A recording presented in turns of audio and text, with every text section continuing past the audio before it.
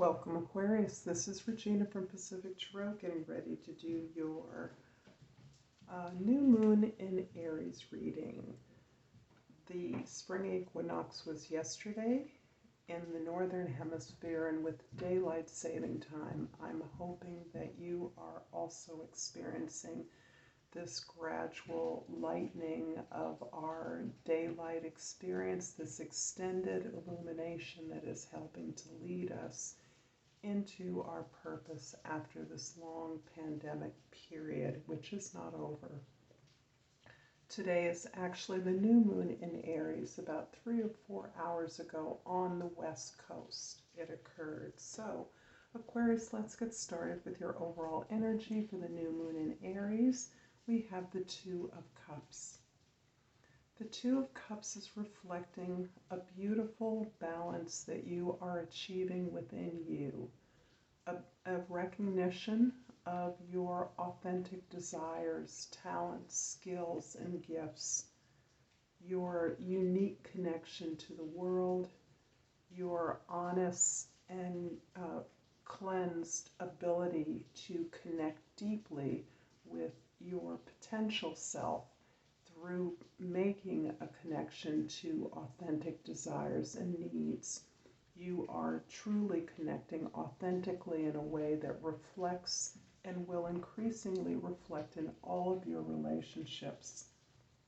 This is putting a focus on this ability to have a strong relationship with yourself, which is part of the guidance and negotiation that is necessary as you move forward to do the work that you've been called to do. This ensures that you have a partner, a mirror, someone who can engage with you on projects of your selection and can also help you reflect on the progress you're making, the choices you're making, and the experiences of gratitude and enjoyment that are part of your journey. In the 10th house, we have the King of Swords. The King of Swords is the part of you that understands your fundamental truths, the truth of your experiences, and seeks to integrate that into your experience of the world as you quest in your relationships with all things, with people, with groups of people, with your goals, your own audiences. You are a facilitator of curiosity, inquiry, information gathering, and seeking.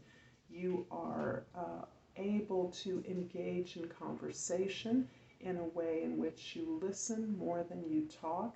You're able to be curious about what your experiences mean and how they relate to the experiences of others to facilitate greater efficiency, productivity, but truth, a kind of valid, universal, flexible truth that informs the mission inherent in your projects, in your work.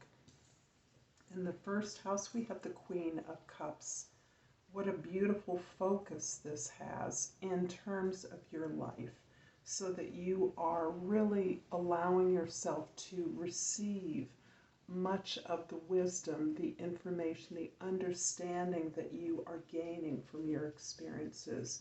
You are questing in your relationships to validate, to support, and to enjoy, find pleasure, find reward in the relationships, in the learnings of those relationships, in the sheer ability to connect. And that connection in and of itself is supportive of your relationships. The ability to listen, to hear, to ask the questions, to be concerned, to care, to nurture is really a gift that is underscoring not only your efforts to learn more about the world and your experiences in it, but also to receive the benefits of those learnings, the balance, the joy, the pleasure, and the healing that you are benefiting from and able to freely share with others. In the 4th house, we have the Eight of Wands. The Eight of Wands is about your home, your roots, your family, your unconscious. And here you are the benefactor of a lot of information, mostly very positive news, communications, connections, ideas, inspirations, information that is helping you in concert with others to have a fairly large impact. This is you perhaps having opportunities to move, to travel, to relocate, to identify other places in the world where you can apply your craft, where you can be gainfully employed, where you can collaborate and create opportunities with and for others.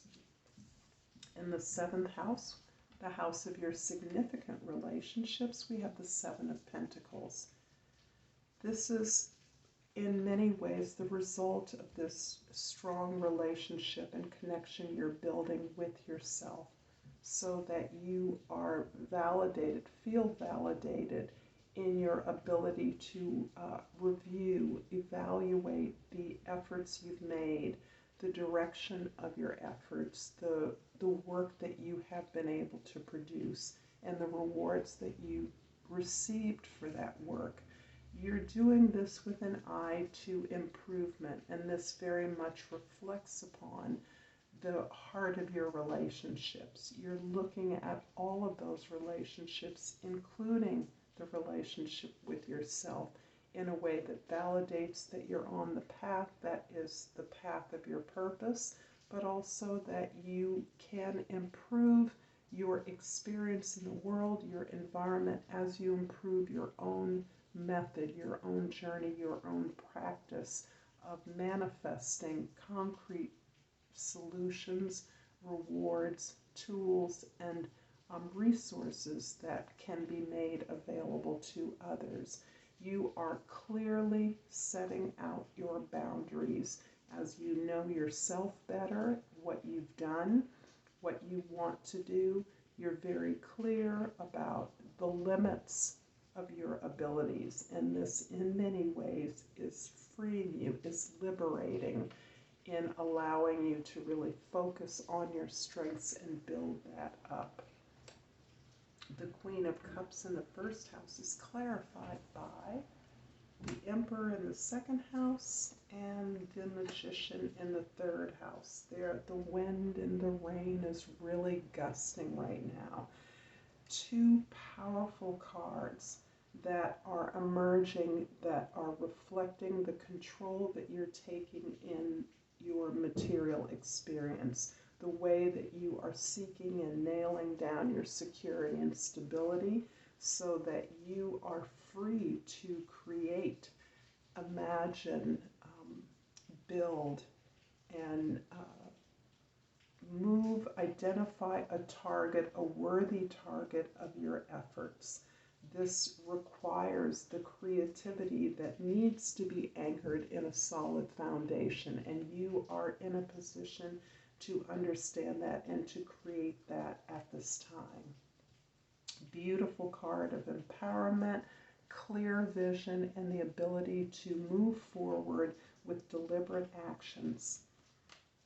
This Eight of Wands in the fourth house is clarified by the King of Cups, and in the fifth house, and the Knight of Pentacles in the sixth house. So your Queen is married to your King in a symbolic way, in much the same way that the Two of Cups indicates two equal peers in a reciprocal connection.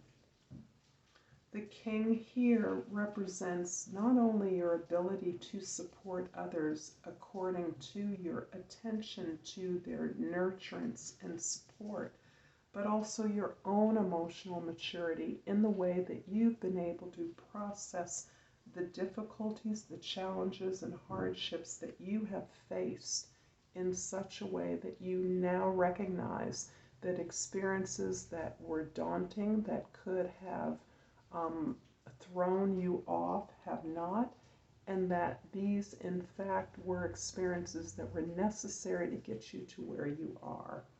so that you are experiencing a way of describing your survival, your triumph over obstacles in a way that helps others and allows you to forgive yourself for whatever difficulties that you or failures you may have experienced.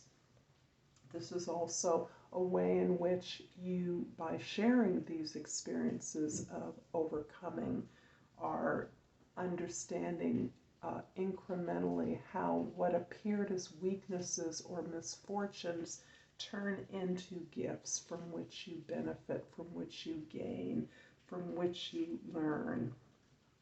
You are taking this very practical energy of the emperor in the house of your possessions and your values, and you're engaging it with your co-workers, co-creators, team of peers, those people that you're working with to build this step. You are planning this creation incrementally and deliberately with an eye to security, stability, and long-term abundance.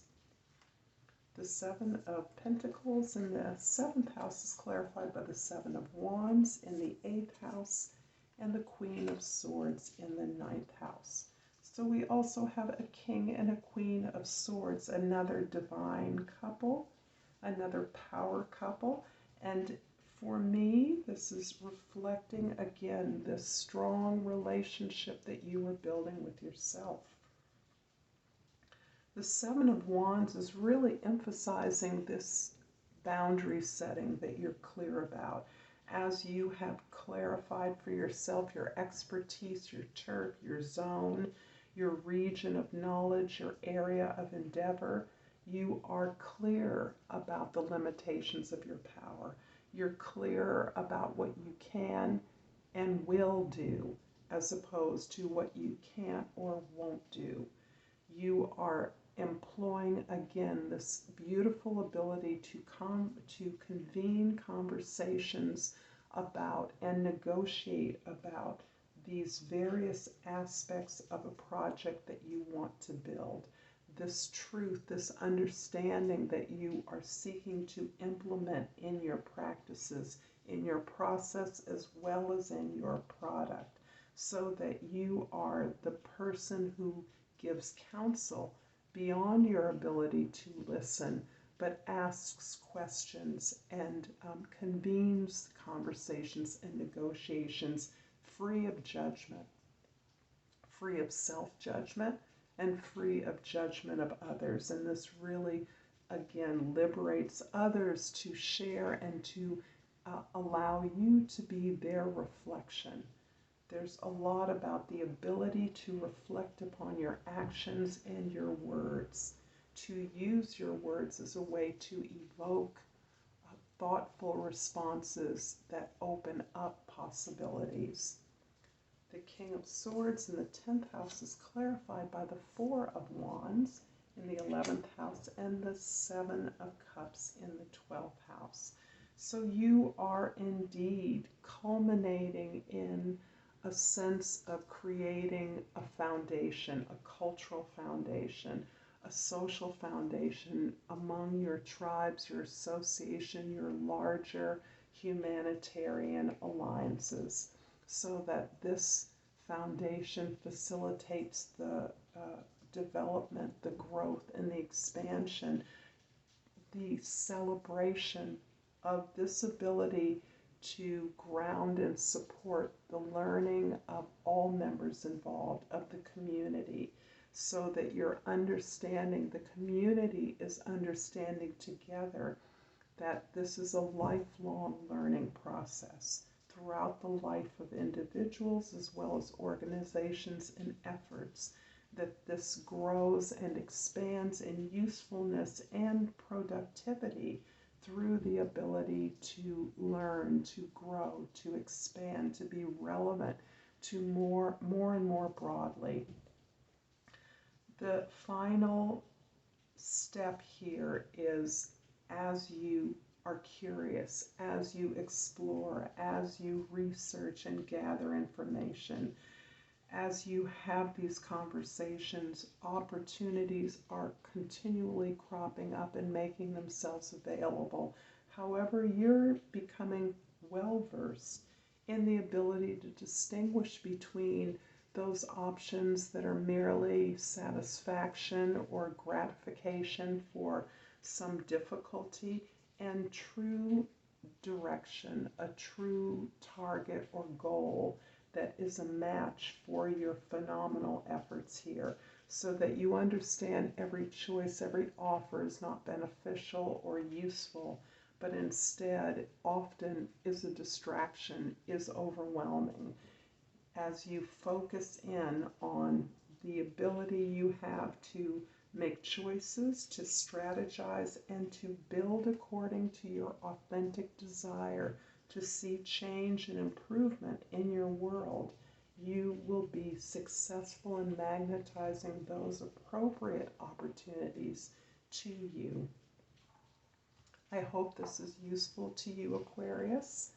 I would appreciate your liking and subscribing to my channel, Pacific Tarot, and I am appreciative of all the support that I get from you.